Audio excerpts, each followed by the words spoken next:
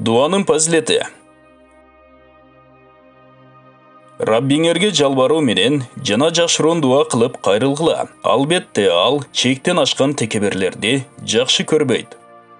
Абу Хурайра разияллаху анху айтат: Пайгамбарыбыз саллаллаху алейхи вассалам айткан: 3 түрдөгү дуанын кабыл болуусунда шек жок. Биринчи, ата баласы жөнүндө кылган дуада. Экинчи, мусапыр кишинин дуасында. Үчүнчү, мазлум, жабыркаган кишинин дуасында. Жана пайгамбарыбыз саллаллаху алейхи вассалам айткан: мазлумдун дуасынын каргышынан сактангыла. Аны менен Аллах Тааланын ортосунда парда болбойт. Ал каргыш булуттун үстүндө көтөрүлүп, Аллах Тааланын астына чыгат. Ан үчүн асман эшиктери ачылат. Аллах Таала ал дуаны кабыл кылып, ант ичип айтат: мен сага жардам берем, кийинчерээк болсо деле.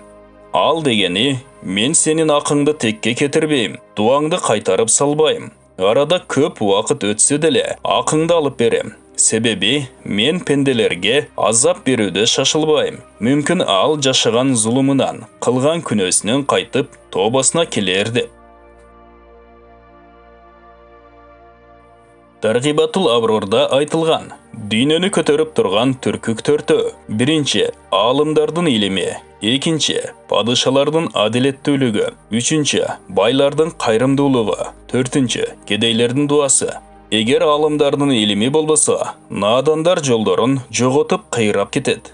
Падышалардын адилеттүүлүгү болбосо, адамдар бөрү койду жеген сыяктуу, кээ бирин жеп салат. Байлардын кайрымдуулугу болбосо, кедейлер ачкадан кыйроого учурайт. Кедейлердин дуасы болбосо, асман менен жер өз нугунан чыгып кетет. Мансур бин Амар бир күн адамдарга баян кылып жаткан учурда бир жигит келип, элге кайрылып, анан мага 4 тыйын берип койгулачы деп суранды. Мансур туруп айтты: ким ушул жигитке 4 тыйын берип, анын ажетин ачса, мен ага 4 түрдүү дуа берем деди. Мечиттин бурчунда бир каракул олтурган экен, туруп айтты: о Мансур, ошол 4 тыйынды мен берем. Бирок мен каалагандай дуа бересиз деп 4 тыйын чөнтөгүнөн чыгарып берип айтты: биринчи тилегим, мен кулмун, дуа кылың мен кулдуктан азат болоюн. Экинчи тилегим, менин кожоюнум жөөт, дуа кылың, кожоюнум исламга кирсин. Үчүнчү тилегим, мен кедеймин, дуа кылың, бай болоюн. Төртүнчү тилегим, менин күнөөлөрүм кечирилсин. Мансур кулдун каалаганындай дуа кылды. Ал жердеги эл бардыгы «Амин» деп турушту. Кул үйүнө келгенден кийин жогоруда өткөн окуяны айтып берди. Кожоюнунун жүрөгүнө ыйман кирип, кулдун жасаган ишинен ыраазы болуп айтты: мен сени азат кылдым. Ушул күнгө чейин мен сага кожоюн болуп келген болсом, бүгүндөн баштап сен мага кожоюнсуң. Мен исламды кабыл алдым деп калима келтирип мусулман болду. Жана айтты: менин мүлкүмдө канча байлыгым болсо, жарымысын сага бердим деди. Ал эми 4-чү ажетиң, ал күнөөлөрүңдүн кечирилүүсү. Бул менин колумдан келбейт. Эгер менин колумда болгондо, күнөөлөрүңдү да кечирген болот элем. Ошол учурда үйдүн бурчунан бир үн угулду: силердин экөөңөрдүн да күнөөңөр кечирилди жана Мансурдун да жана тозок отунан азат болдуңар. Равнакул Маджолис. Туба ажетти аткара турган эң күчтүү курал. Дуа максатка жеткире турган себепчи. Дуа башыңдагы оор жүктү жеңилдете турган күч. Мурда бир такыбалуу киши өтө кедейлик абалда кыйналып жашайт эле. Аны аялы бир күн айтты: сиздин такыбалуу, Аллахка жакын пенделеринен болосуз. Башкаларга кандай дуа кылсаңыз кабыл болот. Өзүңүзгө деле дуа кылсаңыз, бир аз жашооңуз жакшырса деди. Ал киши дуа кылгандан соң, аялы үйүнө кирип, бир кышты көрөт. Алып келип күйөөсүнө көрсөтөт. Күйөөсү айтат: каалаганыңдай жумшап, нафака кылгының дейт. Ал киши бөлмөсүнө кирип, бир аз эс алайын деп көзү уйкуга кетет. Түшүндө бейишти көрүп ичине кирип, бир чоң алтын күмүштөн курулган тамды көрөт. Ал тамдан бир алтын кышы оюлуп алынган экен. Бул там кимдики деп сурайт. Ал сеники деп жооп берилет. Бул кышы оюлуп кемип калыптыр. Аны ким алды? Аны сен өзүңө сурадың эле. Дүйнөдөгү жашооңа бердик дешти. Ал киши uyqusidan cho'chib uyg'onib, ayolini aytdi. Al oltin qishni olib kel deb, ani qayra qo'lina olib, boshna qo'yib jatib duo qildi. O Allohim, maga bol dinining jirg'alchiligi kerak emas. Men oxiratdagi tubulik, tugunbas yashowni qalayim. Bol oltinni qaytardim dedi. Alloh taolo al oltinni qayra o'rnina jiberdi. Andықтан пайғамбарыбыз саллаллаху алейхи вассалам хадисінде айтқан, бұл dinida bir pendege qancha jirg'alchilik paydo bo'lsa, oxiratindagi ulushning o'shonchalik kemiydi. Umar raziyallohu anhu aytadi, bir joli payg'ambar sallallohu alayhi vasallamdan uyine kelsem, qamish so'rining ustida jotgan ekan. Qamishning izi denesine batib ketgan ekan. Men payg'ambar sallallohu alayhi vasallamdan anday ahvolni ko'rib, rayimim kelib aytdim. Allohga duo qilsangiz, biraz bo'lsa da dunyoning rohatidan bersa. Pers padishasi, Rom padishasi Allohga siyinbay ile jirg'ab yashab yurishmaydi. Payg'ambar sallallohu alayhi vasallam aytdi, biz so'ptorimizni to'plab oxiratga jo'natamiz. Rohatin oxiratda ko'ramiz. Alloh rohatin ushul dinida vaqtli ko'rishadi. Tübölükte ahiretke barganda qur qalishadi. Shakiki Zahid aytadi. Kedeyler 3 nerseni tandashgan, baylarda 3 nerseni tandashgan. Kedeyler, birinchi, dunyoning boylig'ining ko'ygoyining alis bo'lib, nafsilerin tiyib, qiynalbay yurishni tandashgan. Ikkinchi, yuragi erkin, dini fitnalardan bo'shab yurishni tandagan. Uchinchi, qiyomat kuni esep kitabi jengil o'tishni tandagan. Baylar, birinchi, nafsi daim dini ko'ygoyi bilan qiynalib yurishni tandagan. Ikkinchi, yuragi daim dini topto, sarto bilan alek bo'luvni qalagan. Uchinchi, qiyomat kuni esep kitib qattu bo'luvsin tandagan.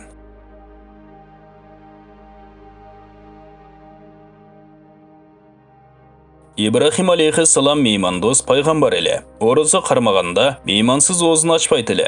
Bir kuni oroza qarmab, kechqurun meyman kutib o'ltirib, qo'noq kelmay, o'zini ocholmay qoladi. Ikkinchi kunda meyman kelmay, uchinchi kunda meyman kelmay, kechqurun qursag'i ayovay ochadi. Sebebi 3 kundan beri o'zini hech narsa olgan yo'q.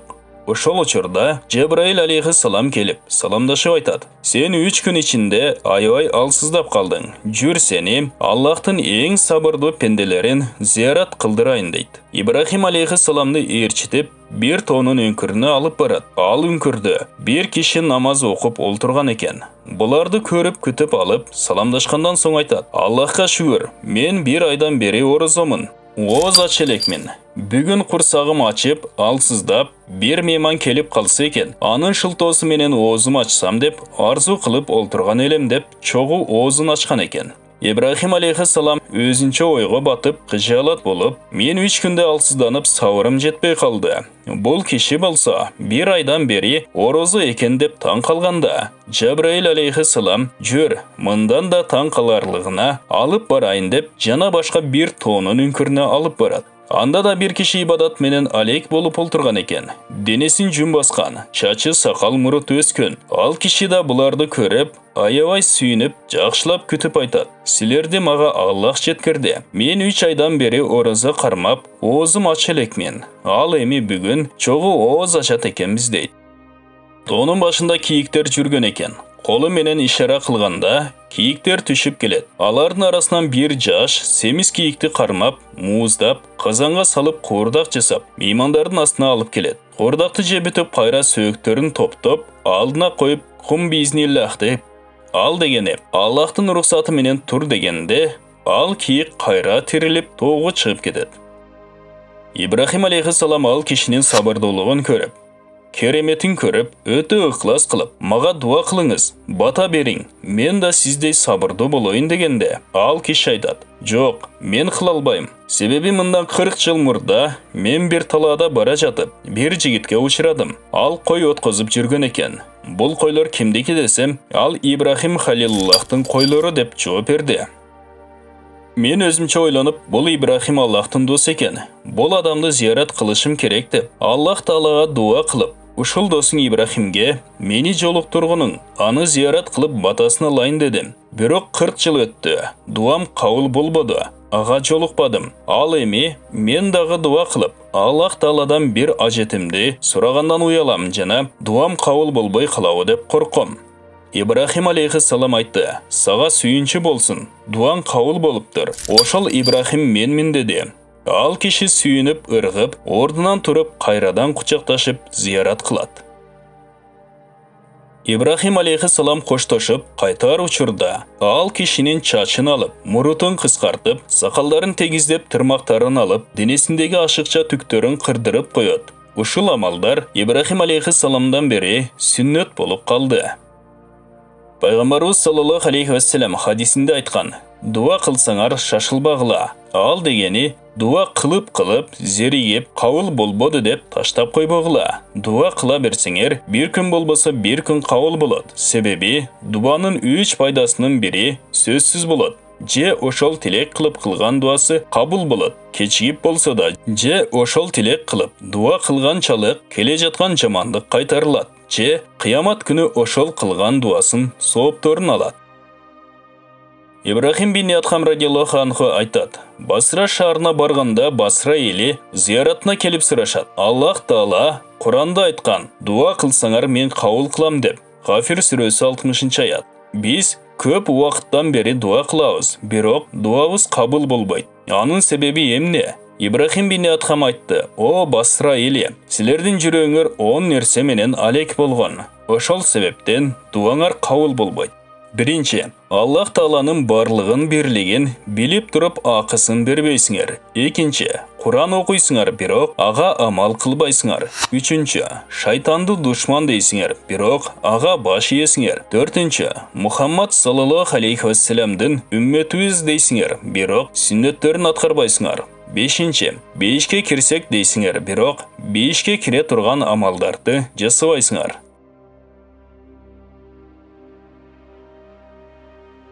Алтынчы, тозоктон коркобуз дейсиңер, бирок кайра өзүңөрдү тозокко таштайсыңар.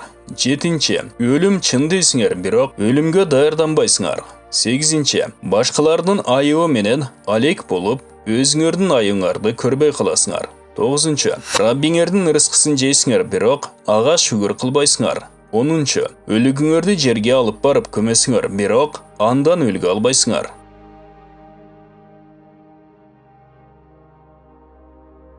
Абу Хурайра разияллаху анху айтат: "Пайгамбарыбыз саллаллаху алейхи вассалам айткан: Аллах Таалага дуадай барктуу нерсе жок."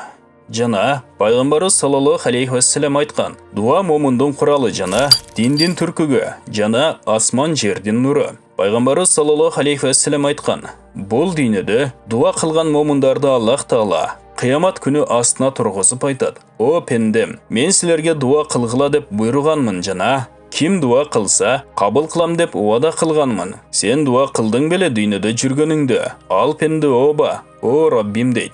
Аллах Таала айтат: "Сен канча дуа кылсаң, дуаларыңды кабыл кылдым. Мисалы, балан күнү балан саатта, балан жерде дуа кылдың эле. Башыңа бир кайгылуу иш түшүп, ошол кайгыңды жоготууну дуа кылдың. Мен дуаңды кабыл кылдым. Ал дуаңдын пайдасын акта дүйнөдө эле көрдүң. Жана балан күнү балан дуаңды кылдың, бирок ал дуаңды кабыл кылбадым. Анын пайдасын ахиретке койдум. Анын пайдасын бейиште көрөсүң." Ошундай дүйнөдө канча дуа кылган болсо, кээ бирин бул дүйнөдө кабыл кылганын, кээ бир дуасы кабыл болбой акыретке койгону жөнүндө Аллах Таала менен пендесинин ортосунда сөз болот. Акыры ал пенде айтат: "Аттиң, дуаларым дүйнөдө кабыл болбой эле, акыретке калганда жакшы болмок экен" деп. Андыктан Пайгамбарыбыз саллаллаху алейхи вассалам айткан: "Дуаны көп кылгыла, себеби кылган дуаңардын 3 пайдасы бар. Биринчи, дуасы бул дүйнөдө эле накта кабыл болуп, пайдасын көрөт. Экинчи, бул дүйнөдө кабыл болбосо, акыретте бейиште пайдасын көрөт. Үчүнчү, кылган дуасынчалык башына түшө турган бале кырсыктарды кайтарат." Пайгамбарыбыз саллаллаху алейхи вассалам айткан: "Бир киши бир агайынын артынан алыстан дуа кылса, 70 кабыл болгон дуага барабар болот. Аллах Таала бир периштени өкүл кылып койгон. Ал киши дуа кылган сайын, о мен сага да ошондой болсун деп турат." Пайгамбарыбыз саллаллаху алейхи вассалам айткан: "Атанын баласына кылган дуасы пайгамбар үммөтүнө кылган дуасы сыяктуу." Муса алейхиссалам бир кишиге жолукту. Ал киши Аллах Таалага берилип көп дуа кылат эле, бирок дуасы кабыл болбойт эле. Муса алейхиссалам Алла Таалага кайрылып: "О Раббим, ушул кишинин дуасын кабыл кылып койчу" дегенде, Аллах Таала айтат: "Ал киши бакыл, сараң, бир өзүнө гана дуа кылат." Муса алейхиссалам ал кишиге Аллахтын сөзүн кабар бергенден соң, бардык жалпы мусулмандарды кошуп дуа кылды эле. Дуасы кабыл болду. Муса алейхиссалам бир кишини көрдү, ыйлап, жалынып жалбарып дуа кылат эле. Муса алейхиссалам айтты: "О Раббим, эгер ушул кишинин ажети менин колумда болгондо, дуасын кабыл кылып, ажетин аткарат элем." Аллах Таала вахий кылып айтты: "О Муса, мен сага караганда ал кишиге жакыныраак жана райымдууракмын. Бирок ал мага тили менен дуа кылса да, жүрөгү койлорунда. Мен андай дуаларды кабыл кыла албайм. Тили менен мага дуа кылып, жүрөгү менен башкаларда болсо." Муса алейхиссалам айтты: "О Раббим, эгер өзүңө кайрылып дуа кылса, намаз окуган адам, ороза кармаган адам, жихад кылган адам эмне деп жооп берер элең?" Аллах Таала айтат: "Лаббай, о пендем, эмне ажетиң бар" деп жооп берет элем. Эгер күнөөкөр адам дуа кылсачы, Аллах Таала айтат: "Лаббай, лаббай, лаббай" деп жооп берет элем. Муса алейхиссалам айтат: "Эмнеге күнөөкөр пендеге 3 жолу лаббай деп жооп бересиң?" Аллах Таала айтат: "Себеби күнөөкөр пендем менин улуулугума таянган, алдыңкылар амалдарына таянган." Зайд бин Харис радиаллаху анху бир мунафык менен сапарга чыгат. Бир далага жеткенде Зайд чарчап, бир бузук үйгө кирип уктап калат. Мунафык Зайдтын колун бутун байлап салат. Зайд ойгонуп сурайт: "Эмнеге мени байладың?" деп. Мунафык айтат: "Мен сени өлтүрөм. Себеби сен Мухаммадты жакшы көрүп, дайымага жардам берип кызматын кыласың." Зайд: "О Аллахым, мага жардам бер" деп дуа кылат. Ошол учурда мунафык өлтүрбө деген үн угат. Эки жакты карап эч кимди көрбөйт. Жана өлтүрмөкчү болгондо Зайд: "О Аллахым, жардам бере көр" деп дуа кылат жана мунафык өлтүрбө деген үн угат. Бул үн мурдагы үндөн да жакыныраак жерден угулат. Жана эки жагын карайт. Эч кимди көрбөйт. Жана өлтүрөм деп умтулганда Зайд: "О Аллахым, жардам бер" деп дуа кылат. Ал мунафык жана ошол үндү угуп, эшикке чыгып караса, колунда кылыч кармап турган бир кишини көрөт. Ал киши мунафыкты кылычы менен чабып өлтүрөт. Анан ичкери кирип, Зайдтын буту колун чечип бошоткондо, Зайд: "Сиз ким болосуз?" деп сурайт. "Мен Жабраилмин. Биринчи дуа кылганыңда мен Судратыл Мунтахада элем. Экинчи дуа кылганыңда дүйнөнүн асманында элем. Үчүнчү дуа кылганыңда алдыңа жетип келип мунафыкты өлтүрдүм." Урматтуу окурмандар, чындыгында дуа Алланын алдында өтө кадыр барктуу ибадат болуусу менен бирге, инсанды кыйынчылык убакта үмүт кылууга, кубанган убакта шүгүр кылууга чакырат. Ошондуктан дуба үмүтсүз инсандын үмүт булагы, туңгуйкка түшкөн адамдын чырагы, ар бир арзу каалоолордун ачкычы деп айтылган. Дуа кылуу пенденин Аллага муктаж экендигин билдирген себептен дуа Алланын алдындагы сүйкүмдүү ибадаттардын бири. Ошол себептен Куранда да, хадисте да инсанды дуа кылууга чакырат. Инсан өзүнө Алла алдында алсыз, ар дайым Алланын жардамына муктаж экендигин сезип, дуа кылуусу керек. Өзүнө Аллага муктаж эмесмин деп эсептегендерге Алла Таала: "Албетте, мага ибадат кылуудан текебер болгондорду жакында, моюндары элген абалда тозокко киргизем" деп айткан. Гафир сүрөсү 60-аят. Ал эми Алланын рахматынан үмүт кылган абалда дуа кылган пенделер туурасында Аллах Таала алар жакшы ишти кылууга шашылышат жана коркуу жана кызыгуу менен бизге дуа кылышат деген. Анбия сүрөсү 90-аят. Андыктан ар бирибиз өзүбүздү төмөн алып, муктаж болгон абалда дуа кылууга Алла жардам берсин. Дуба туурасында Куранда келген аяттар: "Аллахка жалбаруу менен купуя кайрылгыла. Албетте ал чектен ашкан текеберлерди жакшы көрбөйт." Араф сүрөсү 55-аят. Алланын азабынан коркуп, рахматынан үмүт кылган абалда дуа кылгыла. Араф сүрөсү 56-аят. Өздөрүнүн эгесине коркуу жана үмүт менен дуа кылышат, жалынышат. Сажда сүрөсү 16-аят. же аға қайрылғанда запқы чеккенге жооп берген, жамандықты кетірген жана силерди жер үстүнө орунбасар кылып жараткан жакшыбы? Аллах менен бирге башка кудай барбы? Силер аз эстейсиңер. Намл сүрөсү 62 аят. Куран дуалары. О эге бизден кабыл кыла көр. Албетте сен угуучу жана көрүүчүсүң. Бакара сүрөсү 127 аят. О эге бизди өзүңө баш ийүүчүлөрдөн кыл жана биздин урпактарыбыздан да өзүңө баш ийүүчү кыла көр жана бизге ибадат кылуу жолдорун үйрөт. Биздин тоболорубузду кабыл кыла көр. Албетте сен тоболорду кабыл кылуучу мээримдүүсүң. Бакара сүрөсү 128 аят. О эгем, бизге дүйнөдө да, акыретте да жакшылык бер. Бизди тозок азабынан куткар. Бакара сүрөсү 201 аят. О эге бизге сабыр бер. Кадамдарыбызды бекем кыл. Бизге капыр элдин үстүнөн жеңишке жетүүгө жардам бер. Бакара сүрөсү 250 аят. О эгем, эгер унутуп же жаңылып калсак бизди азаптай көрбө. О эгем, бизге күчүбүз жетпегенди жүктөө. Бизди оттон куткар. Бизди кечир. Бизге райым кыла көр. Сен биздин кожоюнубузсуң. Капыр коомдорго каршы бизге жардам бер. Бакара сүрөсү 286 аят. О эге бизди туура жолго салгандан кийин биздин жүрөгүбүздү адаштырба. Бизге өзүңдүн алдыңдагы райымыңдан бер. Чындыгында сен айкөлсүң. Алы Имран 8 аят. О эге чындыгында сен күмөнсүз болуучу күндө адамдарды чогултуучусуң. Чындыгында Аллах өз убадасына эч качан каршы чыкпайт. Али Имран 9 аят. О эге биз сага ыйман келтирдик. Күнөөлөрүбүздү кечире көр. Бизди оттон сакта. Али Имран 16 аят. О эгем, мага жакшы перзент бер. Анткени сен дуаны угуучусуң. Али Имран 38 аят. О эге түшүргөнүңө аянга ыйман келтирип, элчини ээрчидек, бизди күбө болуучулар менен чогуу кыл. Али Имран 53 аят. О эге күнөөлөрүбүздү, ишибиздеги ысырапкорчулугубузду кечирген, биздин кадамдарыбызды бекем кылып, капыр коомго каршы күрөштө жардам бер. Али Имран 147 аят.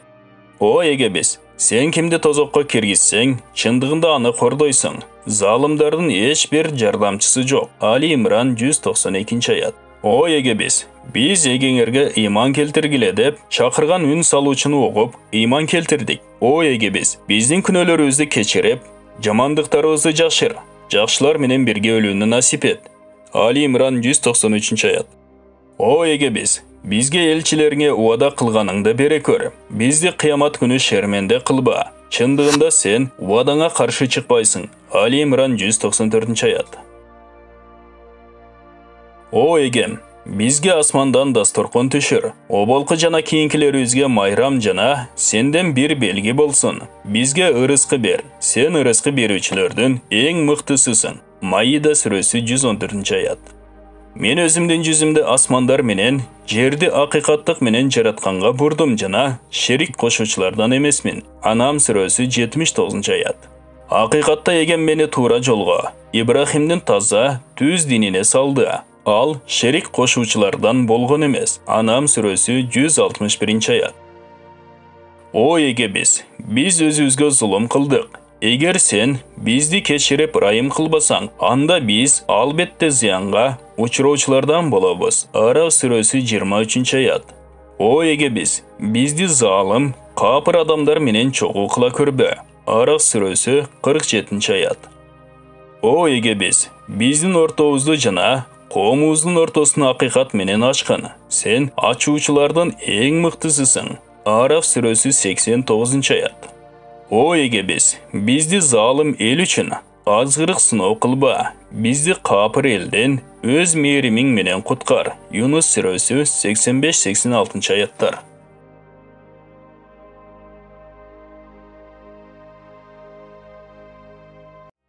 О эгем, чындыгында билбегенимди сенден суроодо өзүң менен сактанам. Эгер мени кечирип, райым кылбасаң, зыянга учуроочулардан болом. Худ сүрөсү 47 аят.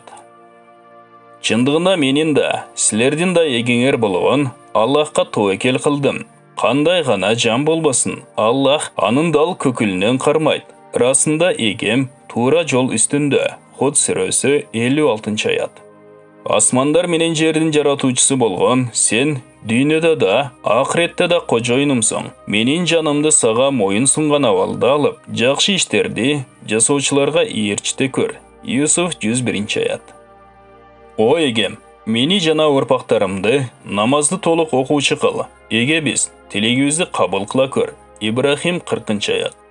Эге биз мени ата-энемди жана момундарды эсеп алына турган күндө кечир. Ибрахим сүрөсү 41-аят.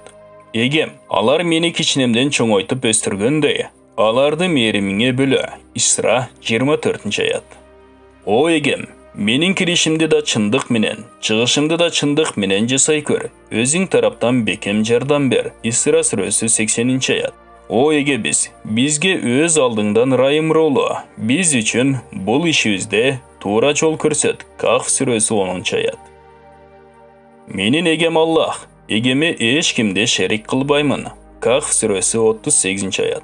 Эгем көдөнүмдү ача көр, ишимди жеңил кыл, тилимдин түйүнүн чеч. Алар сөзүмдү түшүнөсү үчүн. Тоха сүрөсү 25-28-аяттар. О эгем, илимимди арттыр. Тоха сүрөсү 114-аят. Мага бир бале келди, а сен боорукерлердин боорукерисиң. Анбия сүрөсү 83-аят.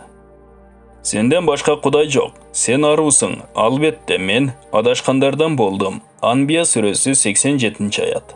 Эгем, сен мураскорлордун эң мыктысысың, мени жалгыз калтырба. Анбия сүрөсү 89-аят. О эгем, акыйкаттык менен өкүм кыл. Биздин эгебиз мээримдүү. Силер спаттап жаткан нерсеге каршы андан гана жардам суроо ылайык. Анбия сүрөсү 112-аят. О эгем, мени залым коомдун арасында калтыра көрбө. Муминун сүрөсү 94-аят. О эгем, шайтандардын азгырыктарынан коргоону биз сенден издейбиз. Алардын мени уруп калуусунан эгем өзүң менен сактанам. Муминун сүрөсү 97-98-аяттар. О эге биз ишенебиз. Биздин күнөөлөрдү кечир. Бизди мээримиңе бөлө. Сен мээримге бөлөөчүлөрдүн эң мыктысысың. Муминун 109-аят. О эге бизден тозоктун азабын кайтар. Чындыгында анын азабы сөзсүз болуучу. Акыйкатта ал өтө жаман орун жана жай. Фуркан сүрөсү 65-66-аяттар. О эге бизге жубайларыбыздан жана урпактарыбыздан көзүбүзгө кубаныч тартуула жана бизди такыбалар үчүн үлгү кыл. Фуркан сүрөсү 74-аят.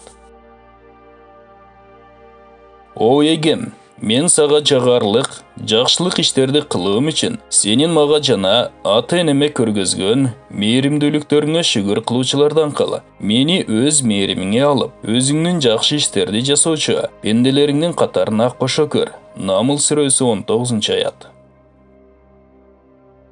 О эгем, чындыгында мен өзүмө күтүүсүздөн жамандык кылып алдым. Мени кечире көр. Ошондуктан Аллах аны кечирди. Анткени ал кечиримдүү ырайымдуу. Касас сүрөсү 16-аят. О эгем, мага бир жакшы уул бер. Сафат сүрөсү 100-аят. О эге сен баарын өзүңдүн мээримиң жана илимиң менен курчап турасың. Тобо кылгандарды жана сенин жолуңда жүргөндөрдү кечир. Аларды тозок азабынан сакта. Гафир сүрөсү 7-аят. О эгем, өзүң мага жана менин ата-энеме көргөзгөн жакшылыгың үчүн мени өзүңө шүгүр келтирүүчү кыл. Сени ыраазы кыла турган жакшы иштерге кубат бер. Менин жана урпактарымдын абалын жакшыр. Өзүңө тобо кылдым. Мен мусулмандарданмын. Ахкаф сүрөсү 15-аят. О эге бизди жана бизден мурун ыйманга келген туугандарыбызды кечир. Биздин жүрөгүбүзгө ыйман келтиргендерге кек салба. Эге сен албетте мээримдүү, боорукерсиң. Хашр сүрөсү 10-аят. О эге капырлардын жолуна түшүп бизди адашуучу, азгырылуучу кылбагын жана биздин күнөөлөрдү кечир. Албетте сен улуу, даанышмансың. Мумтахана сүрөсү 5-аят. О егебіз, бізден нұрларыбызды толықта жана, бізді кечір. Анткени сен бардық нерсеге құдіреттісің. Тахрим сүресі 8 аят. О егем, мені, ата енемде, менің үйіме ыйманы менен кіргендерде, момын еркектер менен момын аялдарды кечире көр, залымдарға жалаң жоқ болуын арттырғын. Нух сүресі 28 аят. Дуба қылуының ұлықтығы жөнінде пайғамбарымыздан айтылған хадистер. Ибн Умар радиаллаху анхудан риваят. Пайғамбарымыз саллаллаху алейхи вассалам мындай деген: кимге дуа қылу бақтысы лайық келсе, аға рахмат ешіктері ашылады. Аллахқа дүйнөлік қалолыр ішінде ең қабыл болғаны андан жақшылық сұрау. Дуа келе тұрған бале жана түйшіктерді жоқ қылады. Тағдырды бір ғана дуа өзгертеді. Ошол үшін сілер дағы дуа қылғыла. Тирмизи. Анас радиаллаху анху айтқан: пайғамбарымыз саллаллаху алейхи вассалам ушындай деген: о үмметтерім, о сахабаларым, сілерден ар беріңер, бардық мұқтаждыңарды бер ғана Аллахтан сұрағыла. Қала берсе бұт киімдердің жебі үзілсе да, бер ғана Аллахтан сұрағыла. Тирмизи. Умар радиаллаху анхунун уулу ушундай риваят кылган: ар бир ишимде Аллахка дуа кылат элем. Улуумдун жүрүшүндө да Аллахтан жеңилдик беришин сурайт элем. Эми мында сүйүнүч, бейпилдик сезет элем. Умар радиаллаху анхунун дубаларынын бири төмөнкеле: Аллахым, мени жакшы инсандар менен бирге кыл. Мени жамандар арасынан кошпо. Мени жакшы инсандарга кош. Расулуллах саллаллаху алейхи вассалам дуа ибадаттын өзү деп айткан жана артынан ушул аятты окуду. Раббиңер мага дуа кылгыла, кабыл кылам деди. Гафир 60 аят. Тирмизи, Абу Дауд. Дуба мурдагы жана кийинки бардык кайгы капаны жок кылат. О Аллахтын пенделери, силер дагы дуа кылгыла. Аллах Таала уяттуу жана керемет ээси. Пенделер колдорун ачып дуа кылганда, Аллах аларды кур кайтаруудан уялат. Аллах Тааланын улуктугун, берешендигин эсте. Аллах Таала эстегендерди сүйөт. Ибадаттын артыкчылыгы дуа кылып жыйынтыгын күтүү. Тирмизи, Ибн Масудтан. Дуба ибадаттын өзү. Ким Аллахтан дуа кылып сураса, Аллахтын ачуусу келет. Аллахтан сурабу, ага дуа кылбу, бой көтөргөндүк, өзүнү Аллахка муктажмын деп эсептебөөнүн бир көрүнүшү. Расулуллах саллаллаху алейхи вассаламдын дуа кылуу тартиби. Анас радиаллаху анхудан риваят. Расулуллах саллаллаху алейхи вассалам дуа кылганда колдорун жогору көтөргөн эле, колтугунун аппактыгы көрүнөт эле. Бухари. Умар радиаллаху анху ушундай айткан: пайгамбарыбыз саллаллаху алейхи вассалам дуа кыларда эки колун жүзүнө сүртүп дуасын бүтүрөт эле. Расулуллах саллаллаху алейхи вассалам бирөөгө дуа кылуучу болсо, дуасын биринчи өзүнөн баштайт эле. Ушуга далил Ибн Аббас радиаллаху анхудан риваят. Мухаммад саллаллаху алейхи вассалам айтат: Аллах бизди жана аттын бир туугандарын рахматына алсын. Ибн Масуд радиаллаху анхудан риваят кылынган хадисте Расулуллах саллаллаху алейхи вассалам истихфарды жана дуаны 3 жолу кайталоо менен сүйүнүчкө толгон айтылган.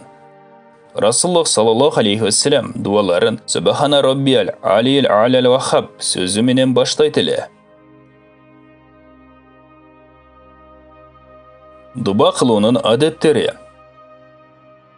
Аллах тараптан дуасын кабыл болуусун үмүт кылуу менен Анбия сүрөсүндө айтылгандай өтө берилгендик жана коркуу менен ыйлап өзүнүн дуасын Алла Таалага кабыл кылдыруу керек. Дуа кылуу менен бирге Аллах тараптан белгилеп айтылган жана пайгамбарыбыз саллаллаху алейхи вассалам айтып көрсөтүп кеткен эреже тартипке да көңүл буруу керек. Имам Газалинин Ихяу Улумиддин аттуу китебинде дуасынын кабыл болуусун үмүт кылгандар 10 эрежеге амал кылуусу зарыл. Бул тартип эреже Куран жана хадиске таянылып, бирме-бир көрсөтүлүп айтылган. Алар төмөнкүлөр: биринчи, Рамазан айында, Арафат күнү, 2 айт күндөрү, Жума күнү жана ушул күндөргө окшогон берекелүү күндөрдө көбүрөөк дуа кылуу керек. Экинчи, Аллах жолунда жихад кылып жатканда, жамгыр жааганда жана парыз намазы, тахажжуд намаздарынын артынан. Үчүнчү, дуа кылуучу дарат алып, кыбыла тарапка жүз буруп, эки тизесинин үстүнө олтурат, аттахиятта олтурган сыяктуу. Алла Тааланын улуулугун жана Аллах Тааланын кудуреттүүлүгүн ыклас кылган абалда. Ошондой эле Аллах Тааланы ал улук зат көрүп, билип, угуп турат деген ниетте олтурат. Дуба кылуу үчүн эки колун колтугу көрүнө турган даражада көтөрүп дуаны колдору менен жүзүнө сүртүп бүтүрүү керек. 4. Дуа кылып жатканда үнү бийик же өтө төмөндө болбостон, орто үн менен дуа кылуу керек. 5. Жалынып жалбарган абалда дуа кылуу, маанисин билбеген дуаны кылбасын. 6. Үмүт жана корку менен дуа кылуу. 7. Кабыл болуусуна толук ишенген абалда дуа кылуу. 8. Дуасын үзгүлтүксүз кылуу керек. Кабыл болбой жатат деп дуа кылууну таштап койбосун. 9. Дубаны Аллахтын зикри менен, пайгамбарыбызга салават айтуу менен кылуу керек. Себеби хадисте айтылган, салаватсыз дуа кылына турган болсо, ал дуа асман менен жердин ортосунда асылып кала берет. Ал дуа кабыл болбойт. Мына эми, салават окугандан кийин, ал заттын сыпаттарын айтып мактоо керек. 10. Дуа кылууда мырда тобо кылуу, садака берүү, ушуларга окшогон Аллах ыраазылыгына себеп болгон сооптуу амалды жасоо. Эми ушул 10 эрежени Кур'аны Каримге жана хадистерге таянып кеңейтип айтабыз. Жума күнү аптанын эң кадырлуу күнү. Бул күндө дуба кылуу жөнүндө Абу Хурайра радиаллаху анху риваят кылат. Пайгамбарыбыз саллаллаху алейхи вассалам ушундай деген: Жума күнүндө ушундай бир убакыт бар. Ал убакыт абдан кыска. Кимдин кылган дуасы ушул убакытка дал келсе, албетте кабыл болот. Пайгамбарыбыз саллаллаху алейхи вассалам бул убакыттын өтө кыска экенин куттуу колу менен көрсөткөн. Ушул убакыт тууралуу ар түрдүү ой пикирлер бар. Бирок анын анык убагын пайгамбарыбыз саллаллаху алейхи вассалам да айткан эмес. Бул кабыл болгон сааттын жашыруун экени жума күндүн улуулугун өтө бекемдеп арттырат. Эгер ушул сааттын кабыл болгон саат айтылса, адамдар ошол убакытка гана көңүл буруп, калган убактарда кайдыгер карашып калмак. Эртең мененки убакыт түндүн акыркы 3төн 1 бөлүгү Кур'аны Каримде жана хадисте өзүнчө ушул убакытка көңүл бөлүнгөн. Сабырдуу, чынчыл, Аллахка баш ийүүчү сарптоочу, таңда кечирим суроочуларды Аллах билет. Али Имран 17 аят. Таң эртең менен Аллахтан кечирим сурашат. Зарiyat сүрөсү 18 аят. Пайгамбарыбыз саллаллаху алейхи вассалам ушул убакыт жөнүндө айткан: Аллах Таала ар күнү түндүн 3төн 1 калганда дүйнө асманына түшөт жана кечирим сураган барбы кечирейин, күнөөсүнөн тобо кылуучу барбы, тобосун кабыл кылайын, бир нерсе суроочу барбы, сураганын берейин дейт. Бул абал таң атканча уланып турат. Бухари. Башка бир хадисте бул убакта зина кылган жана бирөөнүн аксын жегендерден башкасынын дуасы кабыл кылынат деген сөз бар. Кечинде дуалар кабыл боло турган ушундай бир убакыт бар. Бул убакытта дуа кылган, дүйнө жана акырет үчүн Аллахтан муктаждыктарны сурагандардын бардыгына сураганы берилет. Мындай саат ар бир кечеде бар. Дуалары кабыл болуучу инсандар. Дуаларыбыз кабыл болушунун шарттары менен тааныштык. Аллахтын алдында кимдердин дуалары башкаларга караганда кабыл болуучурак, ошону үйрөнөбүз. Анас ибн Малик радиаллаху анху айткан: Хадисте Аллахтын пайгамбары ушундай айткан: Ар бир пайгамбардын кабыл болуучу дуасы бар. Алардын дуалары кабыл кылынды. Мен өзүмдүн дуамды кыямат күнү үммөтүмдү шафаат кылуу үчүн алып койдум. Адам атанын кабыл болгон дуасы анын тобосунун кабыл болгондугу. Нух алейхиссалам Аллахка коомунун кыйрап жок болуусун сурады. Дуасы кабыл болду. Ибрахим алейхиссалам Аллахтын үйүнүн ыйык улуу болушу үчүн. Муса алейхиссалам Фираундун кыйрап жок болушу үчүн. Иса алейхиссалам асмандан дасторкон түшүүсү үчүн дуа кылышты жана бардыгынын дуасы кабыл болду. Эки алам мырзасы болгон пайгамбарыбыз саллаллаху алейхи вассалам болсо, өзүнүн кабыл болуучу дуаларын акыретте үммөттөрүнө шафаат кылуу үчүн алып койду. Пайгамбарыбыз саллаллаху алейхи вассаламдын өзүнө өтө көп ыза жеткизген мушриктерди каргабастан, балким Аллахка Аллахума махди кауми файнахум ла я'ламун. Аллахым менин коомума түз жол көрсөт, аларга бале апат жибербе, алар кылган амалдарын билишпейт деп чалынып жалбарган. Эгер пайгамбарыбыз саллаллаху алейхи вассалам каалаганда эле Аллах ал затка ыза берип жаткан коомго бале апат жиберип, аларды кыйратар эле. Бирок Кур'аны Каримде Рауфур Рахим сыпаты берилген. Пайгамбарыбыз саллаллаху алейхи вассалам мындай кылбайт эле. Мындан көрініп тұрады, дуасы қабыл болушы инсандардың ең алғашқысы пайғамбарлар. Пайғамбарымыз саллаллаху алейхи вассалам ушындай деп айтқан: ата ененен баласы үшін қылған дуасы пайғамбарлардың өз үмметтері үшін қылған дуасына оқшаш қабыл болады. Ибн Аббас радиаллаху анху айтқан: пайғамбарымыз саллаллаху алейхи вассалам ушындай деп айтқан: ең бат қабыл болушы дуа ата ененен балдары үшін қылынған дуалары. Ушыл сияқты эле пайғамбарымыз саллаллаху алейхи вассалам ата ененен баласы үшін қылған дуасының қабыл болуысына еш қандай күмән жоқ екендігін айтқан. Момындар бір туғандары жөнінде қайыптан алдында емес кезде қылған дуалары да қабыл болған дуалардан. Пайғамбарымыз саллаллаху алейхи вассалам айтқан хадиске қарағанда, мұсылман бір туғаны үшін дуа қылып жатқан инсандың башына бір періште келіп, «О, мен саға да ушындай болсын» деп айтады. Абу Дауд. Пайғамбарымыз саллаллаху алейхи вассалам риваят қылған бір қанша хадистерде қайғы қапалыққа ұшыраған инсандың дуасы қабыл болушы жөнінде айтылған. Мүшкіл ішке қайғыға батқан кеше бір туғанына «Мен үшін дуа қыл» деді. Бір туғаны ал адамға «Сен өзің Аллахқа дуа қыл». Себебі қайғыға батқан инсандың дуасы қабыл болушын Пайғамбарымыз саллаллаху алейхи вассалам бізге айтқан деп жооп берди. Абу Хурайра радиаллаху анху риваят қылған хадисте Пайғамбарымыз саллаллаху алейхи вассалам ушындай деп айтқан: үч түрдүү дуа күмөн шексиз кабыл болот. Биринчи, зулум чеккен кишинин дуасы. Экинчи, сапарга чыккан кишинин дуасы. Үчүнчү, ата-эне баласы жөнүндө кылган дуасы. Тирмизи.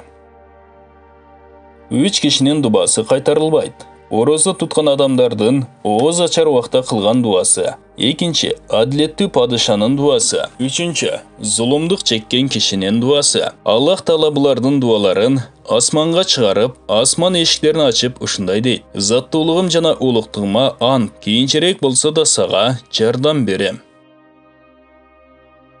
Абу Хурайра радиаллаху анхудан риваят: үч кишинин дубасы шек күмөнсүз кабыл болот. Биринчи, Аллахты көп зикир кылган инсандын дуасы. Экинчи, зулумдук чеккен кишинин дуасы. Үчүнчү, адилеттүү падышанын дуасы. Үч түрдүү инсандын дуасынын кабыл болуусу Аллахтын мээримине байланыштуу. Ооз ачуу убактагы орозо туткан кишинин дубасы, зулумдалып жаткан кишинин жардам тапканга чейинки кылган дуасы, көздөгөн жерине жеткенге чейинки жол жүрүүчүнүн дуасы. Бул хадисте Абу Хурайра радиаллаху анху айткан: эми жалпы негизде дуасы кабыл болуучу инсандар менен таанышабыз. Пайгамбарыбыз саллаллаху алейхи вассалам хадистерде төмөнкү инсандардын дуаларынын кабыл болуусун айткан. Биринчи, Аллах үчүн бири-бирин сүйгөндөрдүн дуасы. Экинчи, Аллахты көп зикир кылуучу инсандын дуасы. Үчүнчү, жакшылык кылынган инсандын жакшылык кылган инсанга ыраазычылык менен кылган дуасы кайтарылбайт. Төртүнчү, көпчүлүк жамаат менен дуа кылып «Амин» деп айткан убакытта Аллах алардын сураганын албетте берет. Бешинчи, бирге кошулуп дуа кылган үч кишинин дуасы алардын колдорун курук бош кайтаруу Аллахка жарашпайт. Алтынчы, ооруган киши шыпа тапканга чейин кылган дуасы кабыл болот жана күнөөлөрү кечирилет. Жетинчи, зулумдук чеккен кишинин ошол зулумунан кутулганга чейинки кылган дуасы кайтарылбайт. Сегизинчи, хажга барганга кишинин өз үйүнө кайтканга чейинки дуасы кабыл кылынат. Пайгамбарыбыз саллаллаху алейхи вассалам айткан: хаж жана умрада жүргөн кишилер Аллахтын аскерлери. Алар дуа кылышса кабыл болот. Истихфар айтып кечирим сурашса, кечирим табышат деп айткан. Тогузунчу, Аллах жолунда жихад кылган кишинин кылган дуасы үйүнө кайтканга чейин кабыл болот. Онунчу, сапарда жүргөн кишинин дуасы. 11-нчи, ислам жолунда чачы агарып кеткен инсандын дуасы. Мындай кишилердин дубасын кайтаруудан Аллах уялат. 12-нчи, орозо туткан кишинин дубасы. 13-нчи, адилеттүү башкаруучунун дубасы. 14-нчи, маркум акысына кылынган дуба. 15-нчи, өмүрлүк жолдошуна күйөөсүнө моюн сунган аялдын дуасы. Дуалар кабыл болуучу жерлер. Пайгамбарыбыз саллаллаху алейхи вассалам мага жана үммөтүмө жер жүзүнүн бардык жери таза жана сажда кыла турган болуп берилди деп айткан. Бул айтылган хадиске караганда, дуалар кайсы жерде кылынса да сөзсүз кабыл болот. Бирок Аллахтын алдында ушундай көңүлгө алынган орундар бар. Ал жерлерде айтылған қылынған дуалар шек күмәнсіз қабыл болусын хадистерге таянған абалда айту мүмкін. Бұлардың алғашқысы берекелі Каба болып есептеледі. Бұл жерде оқылған намаз жана сооп иштер башқа жерлерде оқылған намаздан 100 000 есе көбейтіліп, жазылғандығы туралы пайғамбарыбыз саллаллаху алейхи вассалам хабар берген. Пайғамбарыбыз саллаллаху алейхи вассаламдың мешіті. Бұл жердегі намаз башқа жайларда оқылған намаздан 1000 есе сообы көбейтіліп жазылады. Пайғамбарыбыз саллаллаху алейхи вассалам тараптан білдірілген. Төменгі орындарда қылынған дуаларда иншаллах қабыл қылынады. Аллах үшін ұрышып жатқандағы орында жана уақытта, Құран оқылып жатқандағы орында, илим оқылған орында, Харам мечітінде, Ақса Құддус мечітінде, Кабаның жанында, Мультазам Кабаның ешігінің жанында, Хатим Кабаның жанындағы кесінді дуалдың ішінде, Рукну Ямани Кабаның ұшылаттағы бұршында, Хаджарул Асвад Қараташтың жанында, Мақоми Ибрахимде Ибрахим алейхиссаламдың екі бұтының есі тұрған орында, Замзам бұлағының жанында, Сафа тоосында, Марфа тоосында, Нур тоосында, Савр тоосында, Масжидун Набави Мадина шаарындағы пайғамбарыбыз саллаллаху алейхи вассаламдың мечітінде, пайғамбарыбыздың қабірінің жанында, Жаннатул Бақия деген көрістендің жанында, Ухуд тоосында, Куба мечітінде, Екі қиблалу мечітте, 7 мечіттің орды Хандақта. Пайғамбарыбыз саллаллаху алейхи вассалам 3 жайда айтылған дуа қайтарылбайды деп айтқан. Бірінші жалғыз орында қылынған дуа. Екінші дұшман алдында жалғыз қалған уақытта қылынған дуа. Үшінші түндің ақырғы бөлігінде қылынған дуа.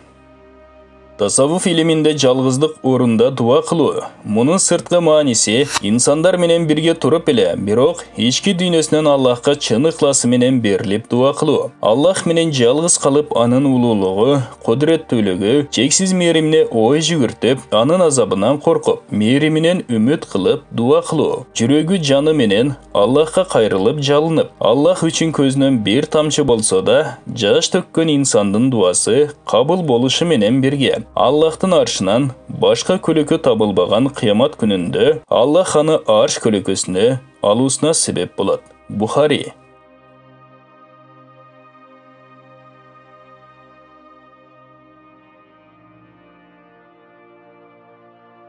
Бул баян шарият жана тарикаттан терилген перметтер китеби менен ыйык айлар жана кабыл болгон дуалар аталыштагы китептерден алынып аудиолаштырылды. Урматтуу Ихро медиа каналынын катталуучулары, биздин каналга катталып, уктуруулар менен башка бир туугандарга да бөлүшүп туруңуздарды суранабыз.